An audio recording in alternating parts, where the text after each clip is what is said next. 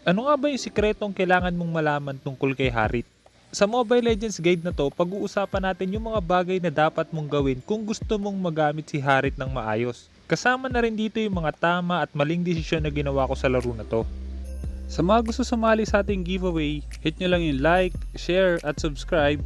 Tapos i-comment nyo yung ID number nyo tsaka in-game name. Tapos skin or hero na worth 500 diamonds. At ang pinaka-importante, dapat matapos nyo yung bawat video. Bubunot ako ng 4 na mananalo at i-announce ko yun every first week of the month. Kaya kung hindi ka pa nakasubscribe, hit mo na yung subscribe pati yung notification bell. Okay, let's go! Sa laro na to, ito yung gamit kong emblem. Mage emblem, tapos cooldown reduction, magic pen, tsaka mystery shop. Mamaya malalaman nyo kung gaano ka-importante yung cooldown reduction na yan. Sa laro na to, funnel Harit yung gagawin natin. Hindi ko lang sigurado kung bakit sumama sa amin yung Uranus. Dapat sa top siya. At dahil bagong season pa lang, may mga players sa rank na to na hindi siguro alam yung funnel rotation. Pero dahil 4 din yung kalaban, kaya nagkaroon agad ng maagang teamfight.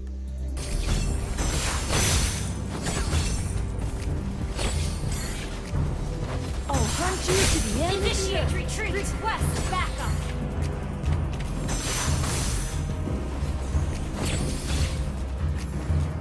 Wow, the outside world is quite intriguing.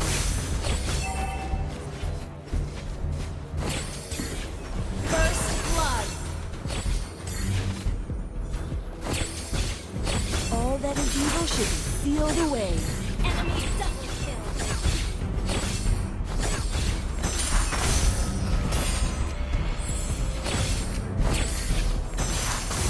Your demeanor disappoints me. You have slain an enemy! Maaga naka 2-0 yung Gisan Shin. Ang problema nga lang masyado sila naging greedy kaya kahit papano nakabawi pa kami. Pagdating naman kay Harit, ang unang kailangan mo tandaan sa first skill niya, hanggat maaari dapat pinapatama mo yung gitna. Makikita nyo sa clip na to, mas malaki yung damage kapag sa gitna yung tumatama. Pero kapag gilid lang, mas maliit yung damage. Kaya kailangan mai-target mo yun sa gitna. Pagdating naman sa laro na to, dahil magle-level 4 na ako, tas mabibili ko na yung cooldown reduction boots, ibig sabihin pwede ko nang magawa yung only dash. Kailangan mabuo mo muna yung cooldown reduction boots, tapos meron kang blue buff, pagka level 4 mo, magagawa mo na yung only dash. Makikita nyo dito, kahit level 4 pa lang ako, magagawa ko na agad yung only dash. Your demeanor disappoints me.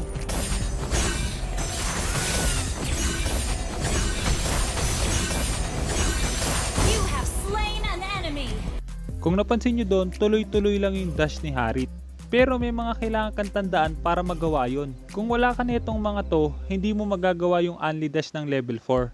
At para mas maintindihan natin ng maayos, kailangan malaman muna natin yung second skill ni Harit. Makikita nyo sa clip na to, tuwing nagsi-second skill si Harit, nagkakaroon siya ng shield. At kapag nag-second skill siya tapos nag-basic attack, mababawasan yung cooldown ng second skill. At kapag dumaan ka sa ultimate ni Harit, mas lumalaki yung bawas sa cooldown ng second skill. Pero mapapansin nyo, hindi sapat yung second skill tsaka ultimate niya para magawa yung only dash.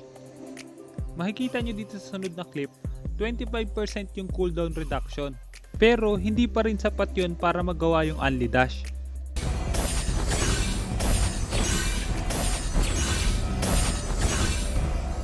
Para magawa yung only dash, kailangan meron kang 30% cooldown reduction.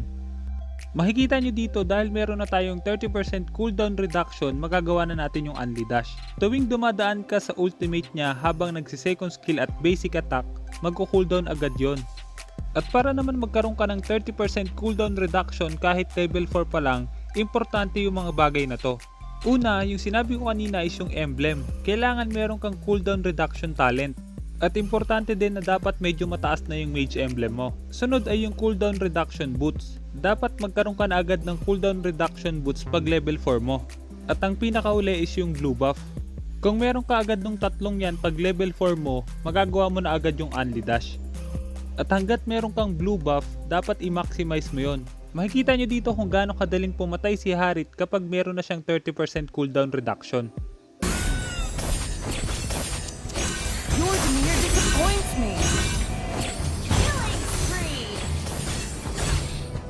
Sunod na dapat mong malaman is kung paano yung tamang paggamit ng combo niya. Kahit na meron ka ng 30% cooldown reduction, kung hindi mo alam yung combo niya, mahihirapan ka pa rin makapatay ng kalaban. All that is evil should be sealed away.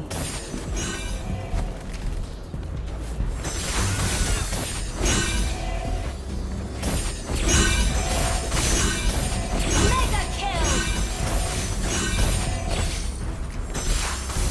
An ally has been slain. An enemy has been slain. Masyadong mabilis kung dito nyo lang titignan. Para mas madali mong maintindihan yung combo ni Harit, i-slow mo natin. Tuwing magsi-second skill ka, hanggat maaari dapat may kasamang basic attack. Tapos ultimate second skill basic attack ulit.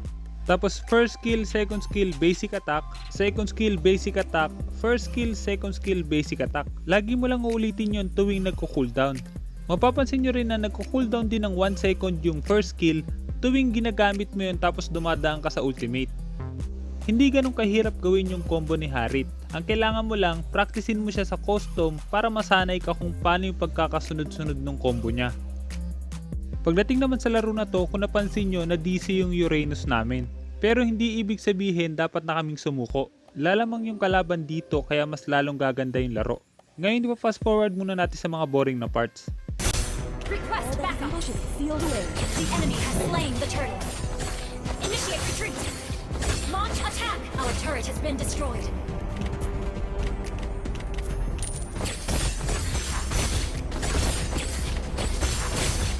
Thank me, my lowly opponent. Request backup. Your demeanor disappoints me. Pagdating naman sa ultimate ni Harit, kailangan mo tandaan dapat maipwesto mo yun ng tama. Hanggat maaari, ilagay mo siya sa pwesto kung saan ka papunta para pwede mo siyang magamit habang lumalayo yung kalaban. Bago natin ituloy yung video, gusto ko munang i-shoutout sina Aromin, Adam Basister at Abdul Karim. Kung sinong unang tatlong magko-comment sa bawat video, siya ang i-shoutout ko next video. Kaya kung hindi ka pa nakasubscribe, hit mo na yung subscribe pati yung notification bell. An enemy has been slain. Thank me, my lowly Unstoppable. opponent. Our turret is under attack. Double kill. Pagtapos namin patay yung tatlo, medyo naging aggressive pa rin yung mga kakampi ko. At dahil akala ko kaya na nilang basagin yung top lane, kaya mas pinili ko na lang na mag-defend sa mid lane. I'll An hunt you enemy to has the been end of the earth. slain. Our turret has been destroyed. Enemy double kill. Enemy triple kill. Napatay ng kasama ko yung Hayabusa pero habang nagre-recall sila pa uwi, nag-ultimate yung Yi Sanshin. At dahil pare-pareho silang walang buhay, ta-triple kill sila ng Yi Sanshin sa base. Dito, plano ko nang basagin yung mid lane. At dahil makikita ko na ginamit ng Valir yung second skill niya, kaya susubukan ko na rin siyang patayin. Initiate retreat. All that is evil should be sealed away. Our turret is resurrecting under soon. attack. Our turret has been destroyed. Thank me, my lowly opponent. Shut down. Enemy killing. Masyado ako naging aggressive doon, dapat hindi ko muna pinilit basagin yung tower. At pagdating naman sa item build, ito yung item build ko kay Harit. Dahil nag-funnel tayo, kaya binuo ko yung jungle item. Importante yung cooldown reduction boots at calamity reaper sa kanya para kahit wala kang blue buff, magagawa mo pa rin yung only dash. At kung sakali namang 1-2-2 yung rotation na gagawin nyo, pwede mo nang hindi buuin yung jungle item. Ito naman yung item build na pwede mong gawin. Pwede mo pa rin palitan yung huling item depende sa sitwasyon. At kung tingin mo hindi mo na kailangan mag magic lifesteal agad, pwede mong unahin yung holy crystal. All that is evil should be sealed away. Our turret is under attack. Shut down.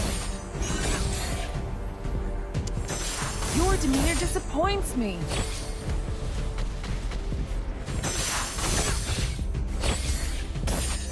Shut down.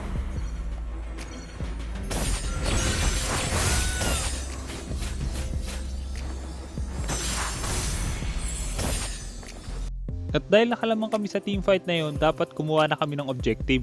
Request backup.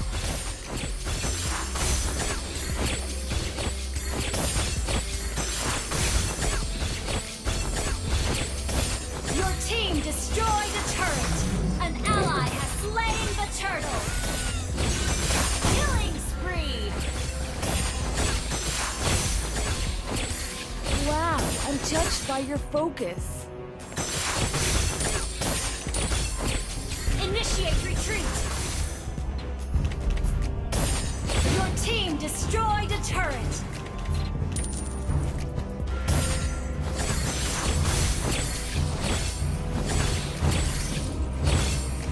Launch attack. All that is evil should be sealed away. Request backup. Request backup. An ally has been slain. Mega kill. Dito, dahil wala na akong ultimate, hindi ko planong lumaban ulit. Kailangan yung tandaan, mabilis lang yung cooldown ng ultimate ni Harit, kaya pwede mong gamitin agad yon. Pero bago ka sumabak ulit sa teamfight, mas maganda na hintayin mo muna yung cooldown nun. Unstoppable. Double kill.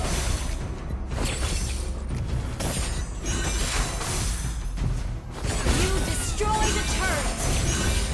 Triple kill. Maniac. Your team destroyed a turret. Request backup.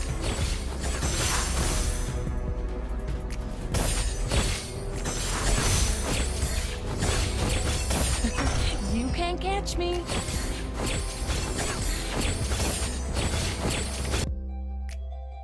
You destroyed a turret. Wow, the outside world is quite intriguing. Request backup.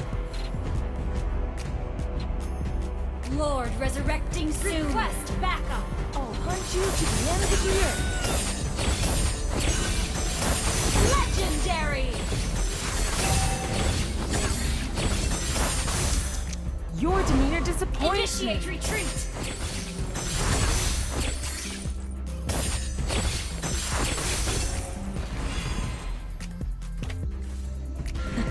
You can't catch me. Launch attack.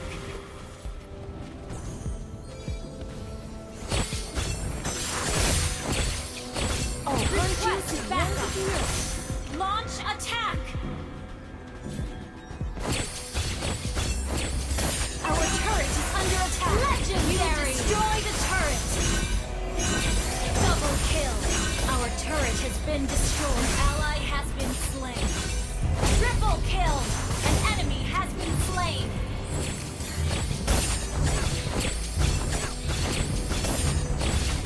You destroyed a turret.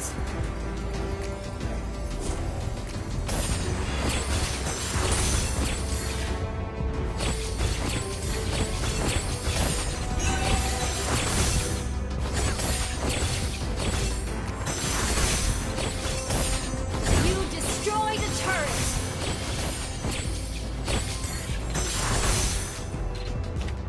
Wow, the Request outside world backup. is quite intriguing. Request backup.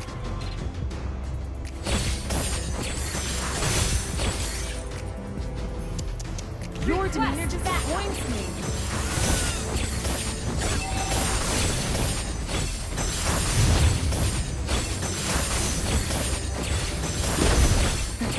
You can't catch me.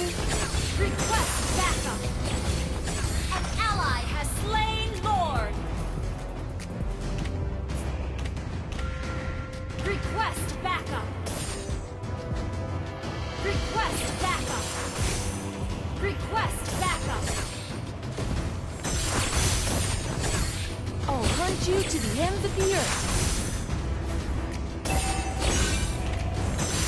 Legendary. An enemy has been slain. An ally has been slain.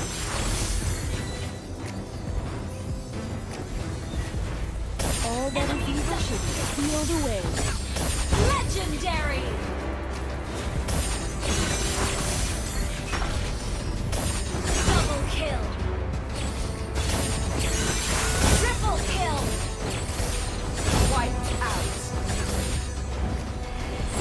Sana marami ka natutunan sa guide na to.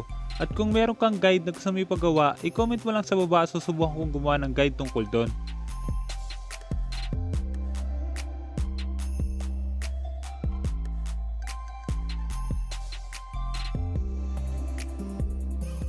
At dahil tinapos mo ang video, gusto ko yung mananalo sa ating giveaway, sila yung mga nanonood hanggang dulo.